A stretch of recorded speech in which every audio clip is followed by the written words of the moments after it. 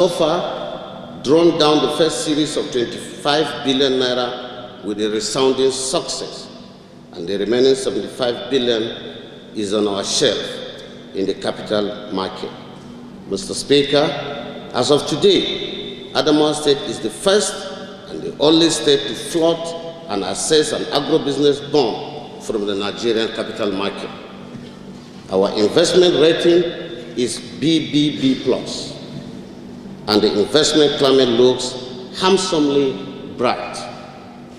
We have so far deployed a substantial part of the 25 billion naira drawn into the financing of our infrastructural projects, upgrade 12 livestock and produce markets across the state, and finalize the framework for the implementation of the credit guarantee scheme to build the capacity of our local merchants and provide the necessary comfort for financial institutions to grant credit facilities to willing investors and smallholder farmers in the state. Enhanced revenue optimization system in Board of Internal Revenue. Mr. Speaker, honorable members, we are prosecuting the required reforms in our internal revenue service with the necessary laws. We made tax reviews, harmonized revenue accounts, and reposition and strengthen our Board of Internal Revenue to discharge its mandate rightly. We have deployed the necessary ingenuity and technology in tax accounting and audit, revenue collection and risk mitigation. This is paying faster than we thought. For example, Mr. Speaker, honorable members, in 2019, the average collection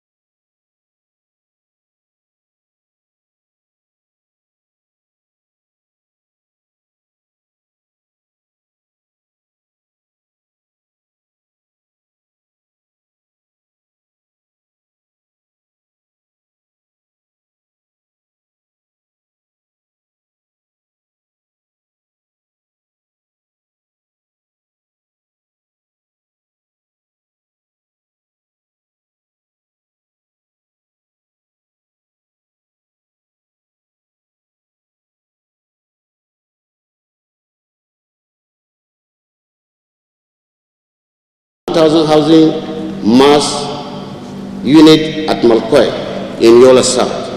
I'm happy to announce the works have reached an advanced stage on the housing estate, which is adjudged to be the largest housing program by any single administration in the annal of this state.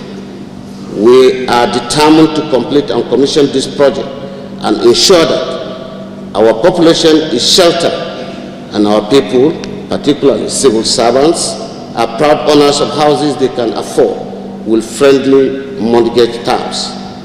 On the Jamaica flank of the state capital, we were able to reconstruct and commission the Weekly Scope Road, which I had the honor of renaming it as Gambo Jamaica Road. Mustafa Ismail Extension, Tugere Lane Road, Mayoini Street, Jalingo Street Road, Lekitaba Street, Falu Road, and links. All government house roads and links. Bachuri Road, which I equally renamed Iya Commando David Jam Road, and Lagos Street Road, which I also renamed Brigadier DK Zurkush Road. In Giri local government, we have also ended the nightmare of commuters along the ATV Badrisa NYSC Road by completing and commissioning the road. As I speak to you, works are progressing on the Mambila Street, Jambutu Street, Nepa Road, Benue Street and lanes, Viniklang, Jabore, which has since been commissioned, and the reconstruction of road network within the Kaji Estate. The Lamido Aliu Mustafa Bridge and the great interchange with an underpass at the Total Junction and police roundabout respectively have remained spectacular signature project in the state capital, and we are about to start another one at Mobi roundabout. These three projects are not merely for the beautification of the state capital, but futuristic so as to handle the projected vehicular traffic at these traffic node points in no too distant time, when the state cannot afford the huge cost of implementing them. Mr. Speaker, honorable members, the urban renewal campaign has been extended to Hong, Madagali, Numan, Ganye, Guyuk, Mobi North, Mobi South, Demsa, and Lamurde. We have equally lighted up most of the urban roads with solar power light. It is within our strategic plan that every part of Adamawa State will experience its fair share of the campaign.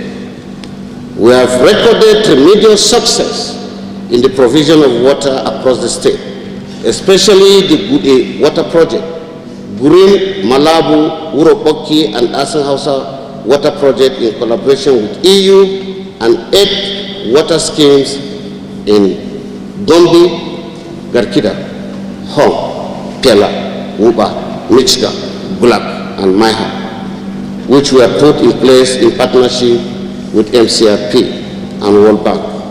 All have reached an advanced stage. We have the rehabilitation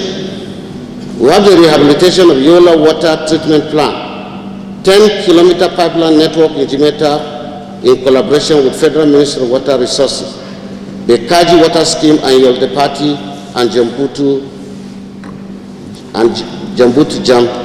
Particularly, we have constructed 6 powered boreholes in Jada, in Guyuk, and 87 new hand pump boreholes, and procured 84 new generators to power the boreholes. Mr. Speaker, honorable members, we are opening up the rural areas through aggressive rural infrastructure campaign, lighting up communities by providing electricity to towns hitherto not connected to the national grid, or whose facilities were destroyed, especially in the insurgents' devastated areas. We have leveraged our partnership with the Rural Access and Mobility Program supported by the World Bank and constructed over 347 kilometers of rural roads across the state. Key among them are Yolde Party, New Prison to Yadim, Muninga, Fufure, Kwanayaji to Amdur, Longa Ewa to Uroyombe, Hong to Mujilu, Uvagaya, Mayo Nguli to Majankim, Salman, Numan to Are, Shelen to Bakta, Tongo to Kiri, Bolivere to Dikon, Ngurore to Mayobalwa to Ngongoshi. The Rural Electrification Project has equally reconnected communities of Michka and Madagali to the national grid after 5 years of darkness due to destruction by Boko Haram insurgents. We have also connected Wuba, Mishra in Hong local government, IDP camps in Sangere, Jabilamba in Gire local government, Fadama Reke in Hong local government, Bahuli in Mubi North local government. We have also awarded contract for the electrification of Pasham, Ile, and Dong in Demsa local government, and also that of Sawo and Mapio in Jada local government. We have made history by connecting Tongo local government to the national grid. Mr. Speaker, honorable members, today we have bridged the infrastructural gap so fast that Adamawa State is emerging as one of the wonders of urban renewal in this century. This uncommon feat has earned us all a mark of recognition in the country, an award of excellence in the state infrastructure, even from the federal government controlled by APC. Youth development and empowerment have been elevated to an institutional level by creating the Ministry of Entrepreneurship Development and Agency of Poverty Alleviation and Wealth Creation to provide the right skills for our teeming youth and prepare them for self-reliance. So far, over 20,000 youths have been trained in various skills ranging from ICT, entrepreneurship, and related trades. The youths and women who have acquired these skills have formed cooperative societies and are making compulsory savings to run businesses at cooperative level. This will create self-reliance, reduce dependency, and stimulate the development of micro, small, and medium enterprise in the state. We have also resuscitated our technical and vocational skills acquisition centers across the state, and enrollment of trainees have commenced in some of them. Commerce and industry. We inherited a state uncharitably described as a civil servant state with limited commercial and industrial activities. We set out to change the narrative by reviewing our policies on ease of doing business and improving on the general infrastructure in the state. This modest effort is paying off as the state is today ranked among the 5 leading states in the attraction of investment in the country. Mr. Speaker, honorable members, I have taken the pen to run us through the details of some of the achievements since inception so that this chamber can better appreciate the good work it is equally doing annually as we come for this ritual. From 2019, we have come here every year to present our proposals. You have been partners in the craft of what our people need and desire. We have consistently deployed the annual budget as a fundamental policy tool for not only signaling change, but implementing the required change. We have thus far fared reasonably well on the 11-point agenda. Moving forward beyond 2023, we have for strategic reasons recalibrated the governance policy direction into an 8-point agenda, which we believe is adequate to consolidate on our gains and nurture the Adamawa of collective dreams. Review of the 2022 budget. Mr. Speaker, honorable members, before I present the details of the 2023 proposal annual appropriation bill, it is customary to review the performance of the subsisting approved budget in terms of actual revenue accrues to the state and in particular on what they were expended on within the last 3 quarters of the financial year. This will continue to mark our our demonstration of transparency and accountability for our stewardship in the state. This review, as a matter of tradition, is also meant to reflect and evaluate past performances, correct the shortfalls, and consolidate on the successes in order to move the state forward. Mr. Speaker, honorable members, on this note, I want to refresh your memories that this honorable assembly early this year approved the total sum of 163,629,910,040 naira for the 2022 fiscal year to finance both recurrent and capital development program of the state. Out of this, the sum of 98,855,243,040 naira, which represents 60% of the total approved annual budget estimate, was earmarked for recurrent services, and 64,774,666,000 was, which represent 40% of the total approved budget, was earmarked for capital development program and services in the state for the fiscal year.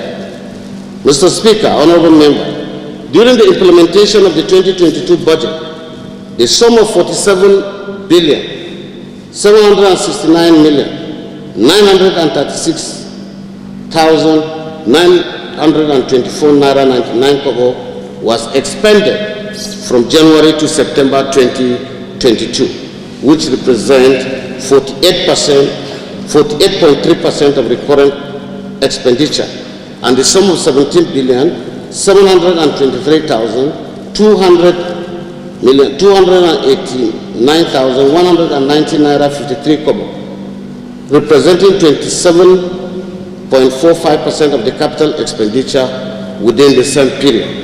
In this regard, therefore, going by the trend of recurrent expenditure before the end of the year, the recurrent required the sum of 200 million to augment excess recurrent expenditure that deemed it necessary to vie from personnel to overhead, and this necessitated the change of recurrent expenditure to 99,055,243,040 naira, and capital expenditure to 64,574,666,000 that was passed by this Honorable House at the end of October 2022.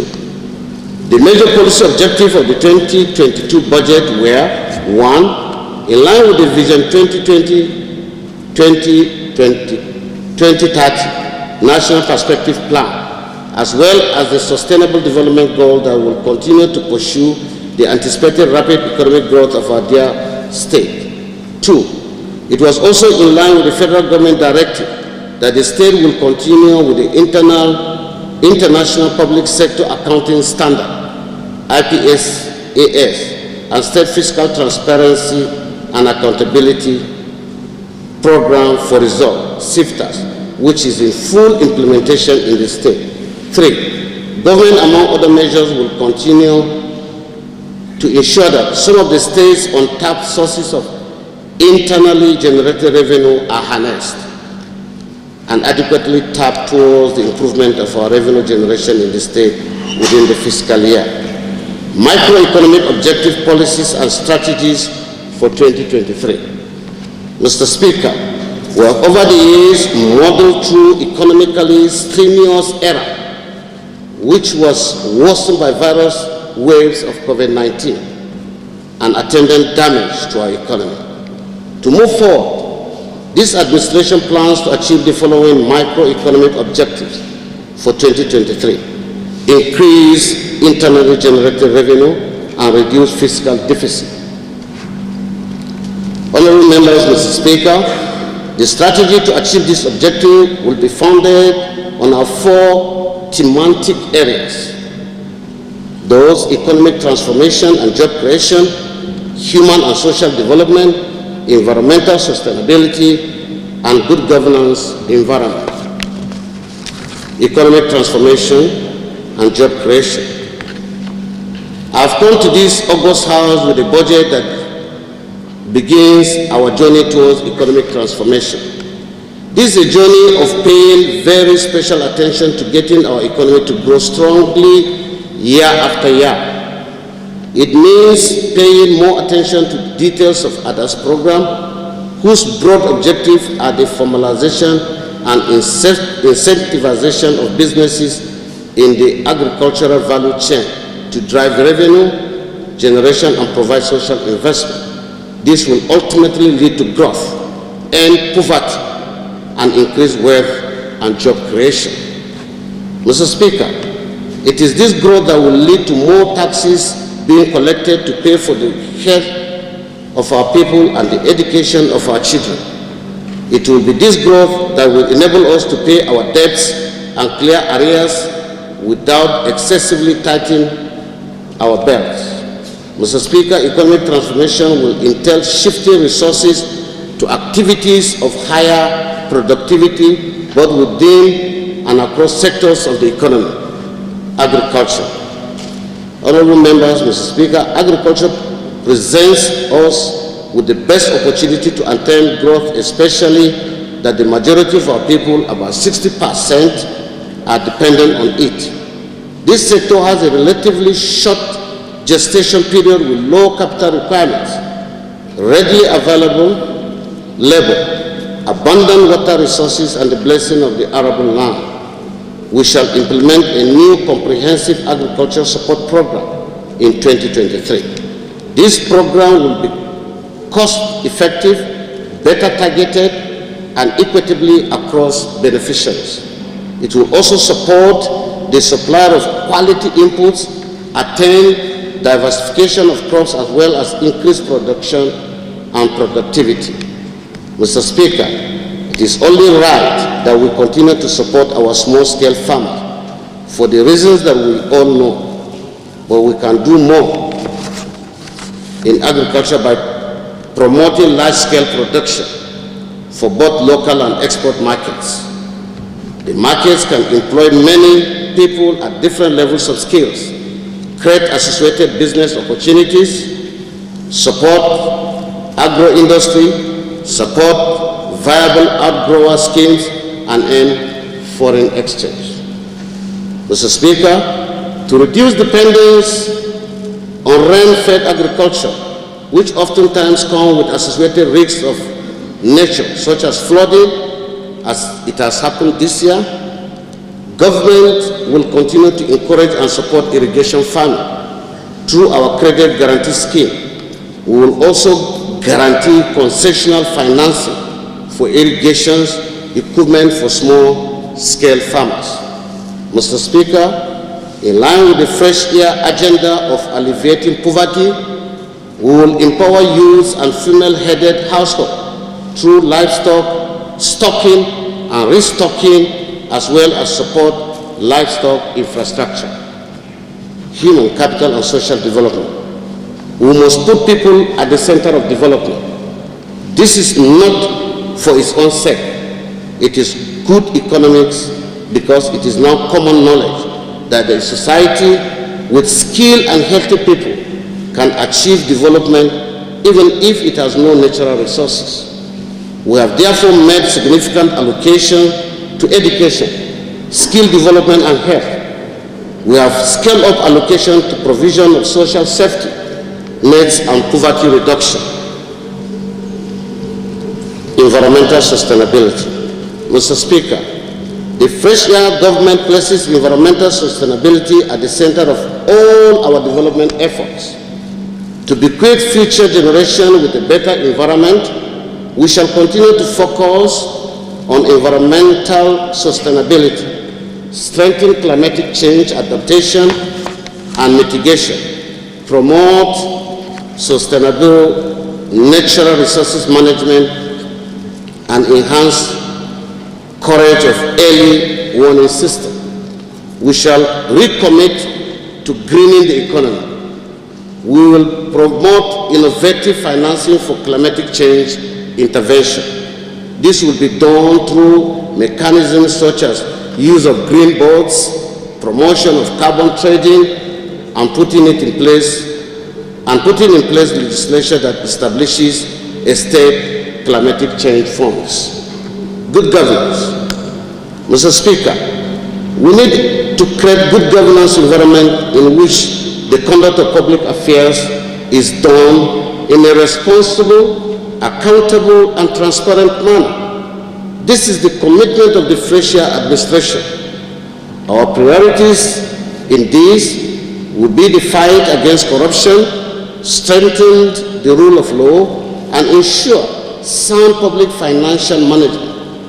We will also take resources closer to the people through decentralization. We have so far conferred financial autonomy to our local government and to the two arms of government, which are the legislature and the judiciary. We shall continue on this noble course. 2023 proposed budget.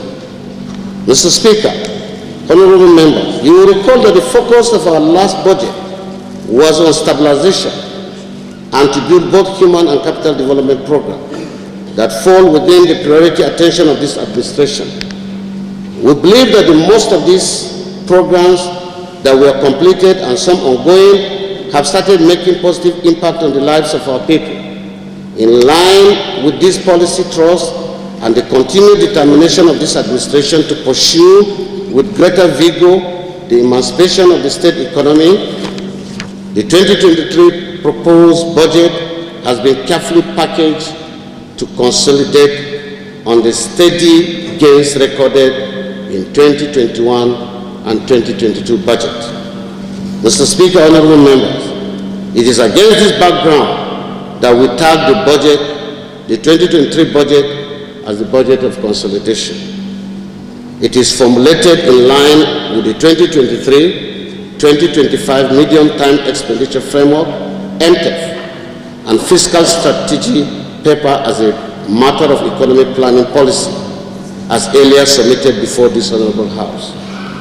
The 2023-2025 MTEF and fiscal strategy paper set out the parameters for the 2023 budget as follows. Oil price benchmark, $70 per barrel.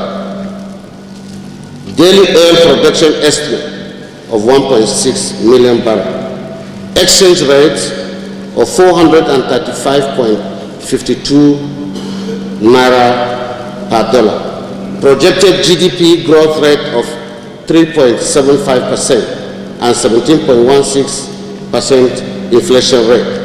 Mr. Speaker, honorable members, the 2023 bill highlights the draft estimate of the state revenue and expenditure, provides broad outline of plans and programs this administration intends to implement with zeal and commitment to enhance the socio-economic development of our dear state. Accordingly, the state government has proposed a budget of 175 billion, 19,054,060 naira for its project and program in 2023 fiscal year. A summary of the estimates in terms of revenue and expenditure is projected as follows. Statutory allocation, 54 billion, 311 million, 27,166 naira, 67 kobo. Share of VAT, 30 billion, 641 million, 989,004 naira. Excess crude, 1.5 billion. Stamp duty, 2 billion. Ecological fund, 3 billion. Exchange rate difference, 2.165 billion. Stabilization funds receipt, 2.5 billion. Non-oil revenue, 3 billion. Support fund from federal government intervention, 2 billion. Internally generated revenue, 18.24 billion. Capital receipt internal / external, 45 1,274,889,031 kobo. Personnel cost 33,757,767,064 naira. Overhead 62,749,294,797 naira. Social benefits 8,504,372,000.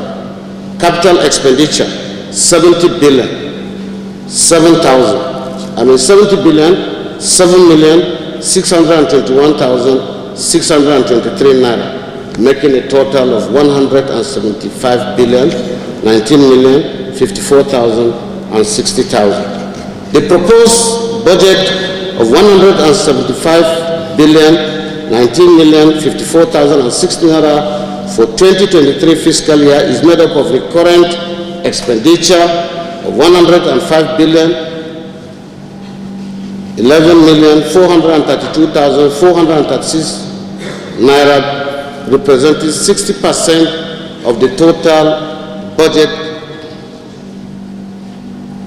60% of the total budget, while the balance of 70 billion 7,621,624 naira is the capital development project, is for capital development projects, representing 40%. Government will continue to ensure that all ongoing projects, especially the ones started by this administration, are completed, which is in line with the principle of this administration and the aspiration of our people. Mr. Speaker, honorable members, let me briefly unfold our planned strategies on refocusing the state priorities in line with the projected revenue and expenditure to achieve our development goals.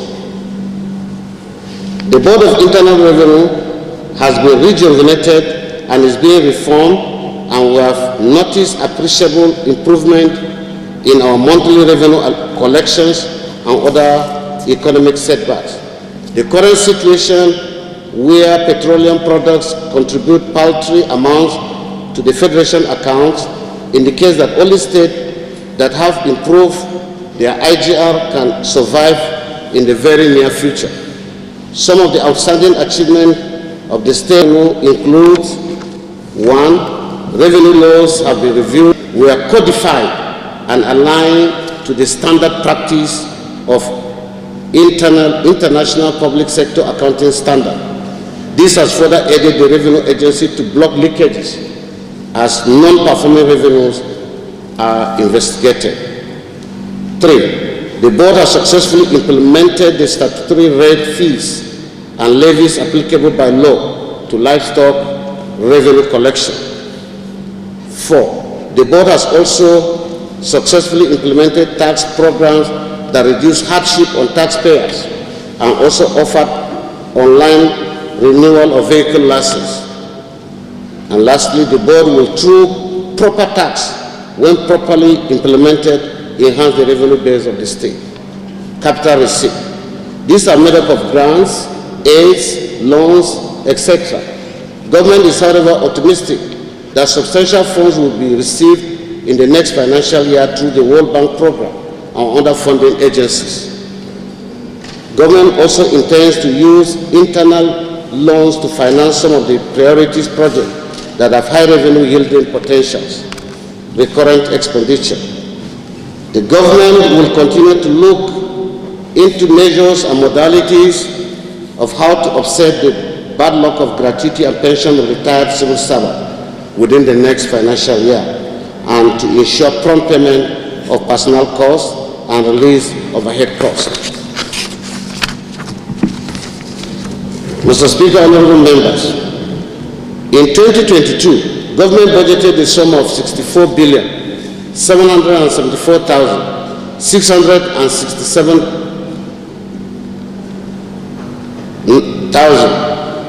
for capital expenditure, and was later reversed to 64,574,000,000 667,000. However, only 17,723,289,190 naira 59 kobo was expended as at 31st August 2022 on priority projects and programs in works, education, health, agriculture, and general administration, etc.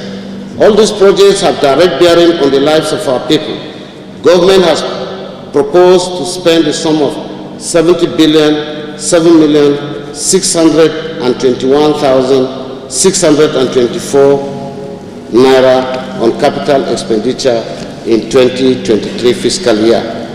Mr. Speaker, the highlights of the capital expenditure side of the budget are execution on key projects which will add value to the lives and well-being of our people.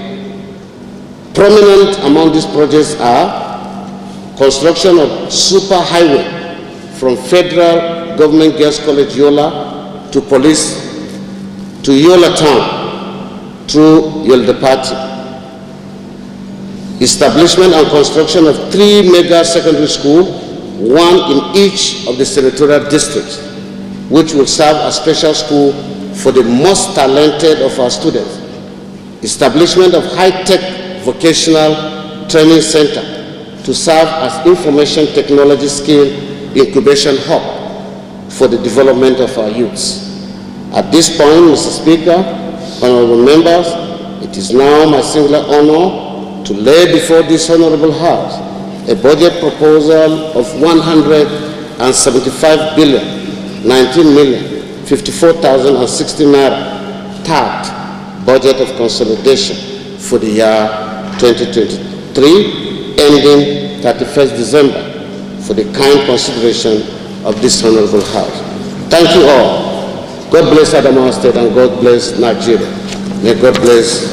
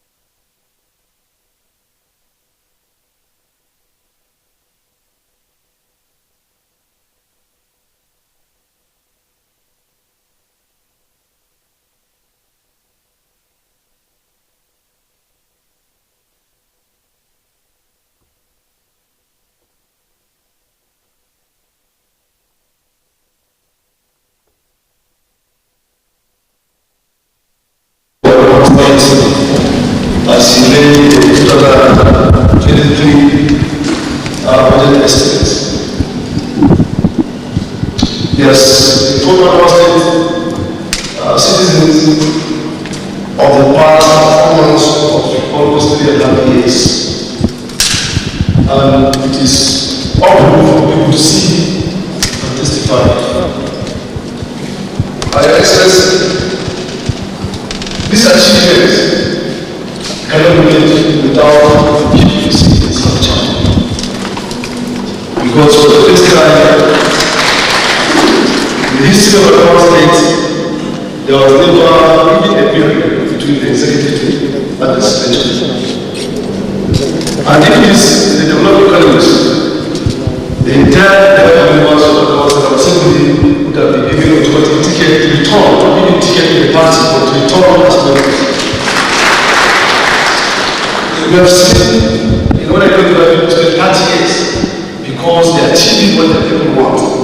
And I believe at this time, what we have achieved is what people want they want, and we achieve it together.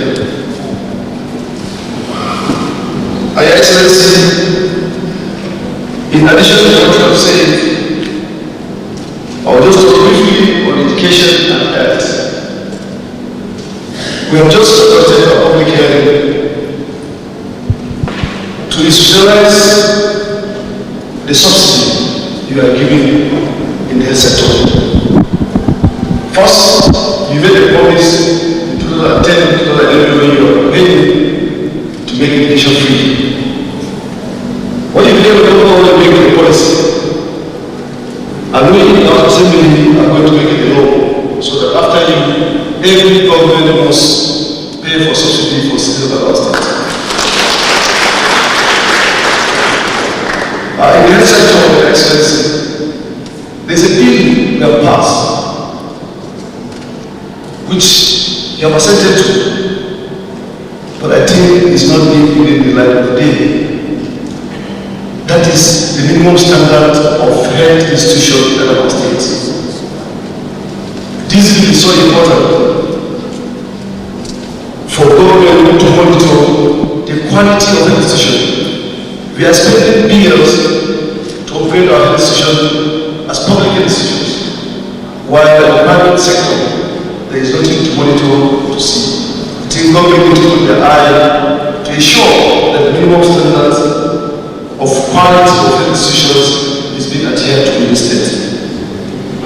These are two issues that I want to mention, Excellency, because you have already here the performance of this administration between 2019 to date, and everyone can see the highest monetary allocation within these 4 years is this year's budget of 175 billion. But because of the realistic nature of this administration, Your Excellency, even the 175 billion is less than the 245 billion we get on now. These people can see that it's not at the magnitude of the estimate, but at the reality of what you are going to achieve and what you are expected to achieve. And that's what makes this administration different from other administration. Thank you, Excellency, for coming today. My God bless our state. My God bless Your Excellency. And then you are able to meeting in God for the achievements we together have done for the past 3.5 years for our state. Thank you, my God bless you. Yes, sir. What's the next step? Okay, my God. Mr. Speaker, my dear colleagues, His Excellency, the Executive Governor, has well presented the 2023 proposed budget. May I therefore move that the Executive Governor may do now take of the Chairman. Yes, sir. Right from the Speaker, members, I support the motion by the President of the Honorable House, His Excellency, to take his duty out of his Chairman. Honorable Before I put the question, and before I forget, I want to, on behalf of the entire members of this honorable house and staff, congratulate His Excellency on the outcome of the Supreme Court judgment today. That is not, we are not expecting less than that, because we know at the PDP there is no case in the answer. Congratulations. All colleagues, this motion to be moved as a mandate for Excellency, for His Excellency to leave, to take the lead of the chapter. And now the question, those who don't say aye, those I can say the answer, the Excellency will take the lead of the chapter.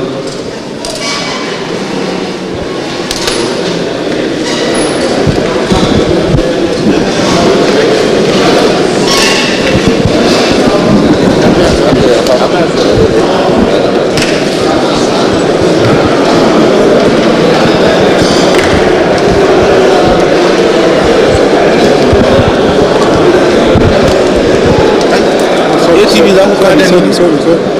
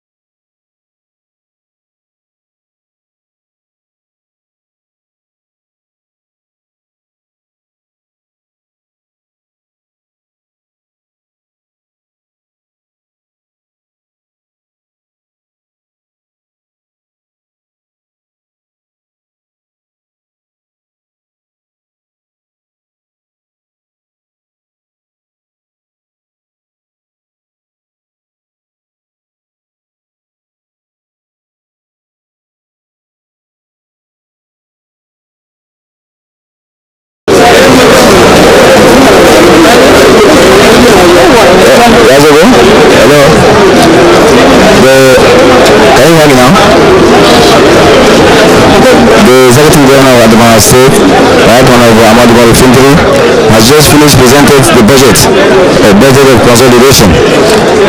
We are now waiting for him to be addressed by journalists.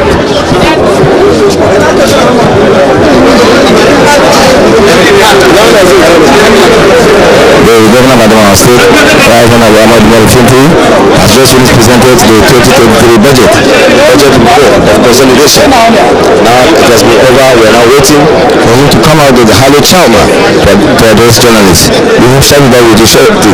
Immediately has arrived, we continue with the interview. Thank you.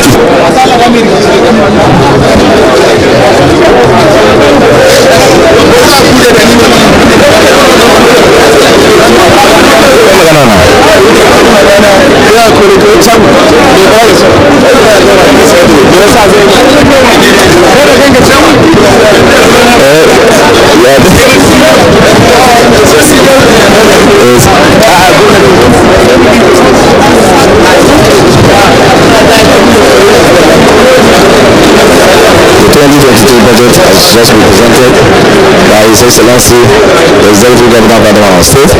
As you can see, this is the Chief Press Secretary to the Governor of Adamawa State, Mr. Umashi Wanusko, who has just come out greeting the General Manager, Adamawa Telephone Corporation, where they are exchanging pleasantries. We are still waiting for His Excellency, the Executive Governor, to come out for the press interview. While we are waiting, we shall be looking with him immediately. Thank you.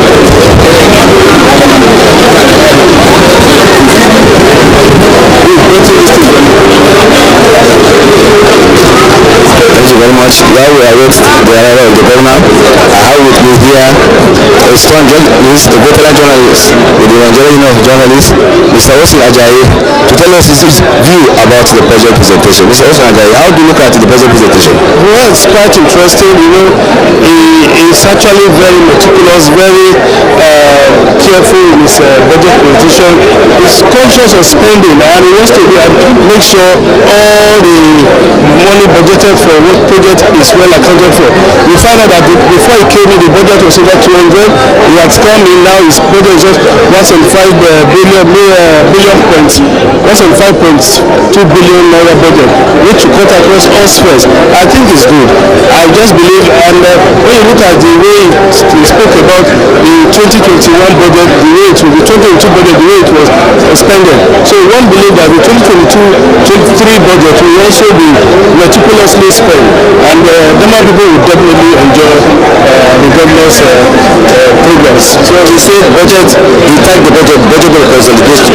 How do you interpret it? Yes, he's consolidating on the gains, what he has achieved in the past. In the last 3 years, you can see the achievements he has done in the state. He wants to consolidate, to round up his first tenure. And by the time, if God gives him the second tenure, he's going to consolidate further to make Adamawa a beautiful place. If you take note, his urban renewal project is ongoing, and Adamawa is better, particularly in the metropolis. It's far better than where we took it.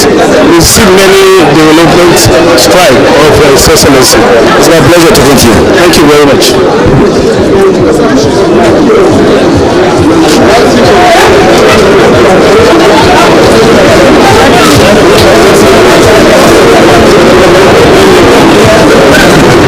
the Chief Press Secretary to the Executive Governor of Adamawa State. What's your view on the budget presentation by His Excellency? Well, the budget comes at a time that we say it's a twofold celebration. One, we are celebrating victory at the Supreme Court,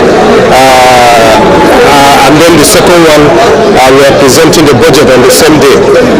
For us, I want to believe that it's a Christmas gift, and this budget, I want to believe, being a budget of consolidation, will help, the administration consolidate on the gains it has achieved so far. We have seen a lot that has been done with our resources in Adamawa State, and with this budget, which is a little bit higher than last year's budget, which was of about 160-something billion. This one is 175 billion. I believe that it will go a long way in also changing dynamics, and in Adamawa State, we have seen what has happened in the last 3.5 years, the development that has taken place in Adamawa State. So today is one of those happiest days, and we believe that this time around we will do much more better than what the administration has done in the last years. What is the message to the people of Adamawa State? Well, the message is simple. People should, cooperate with the state, with the government, so that we can enjoy more benefits of a dividend of democracy. That is what is expected from each and every one that is an Adamawa citizen. It's the nice again to you, sir. Thank you very much.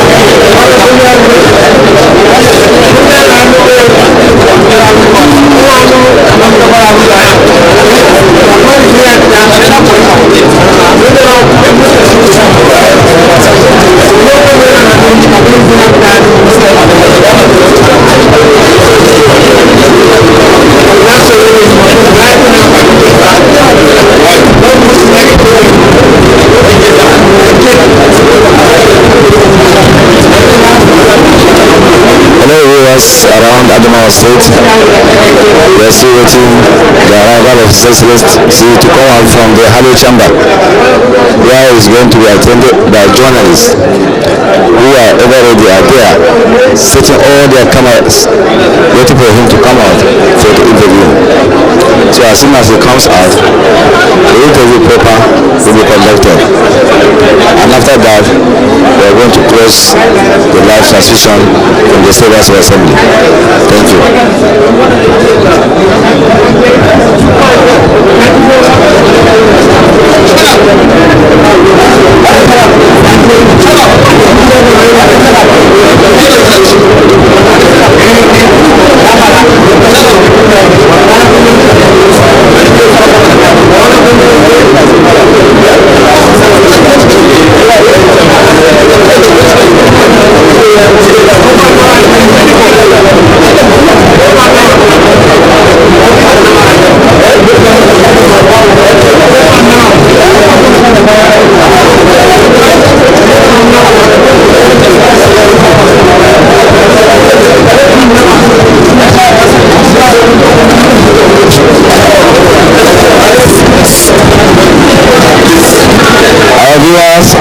The executive, very soon the executive governor will now come out.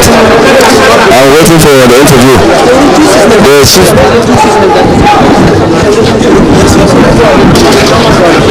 executive governor is here, while he's going to entertain the press. Let me first of all congratulate you on today's historic verdict of the Supreme Court. How do you feel about that?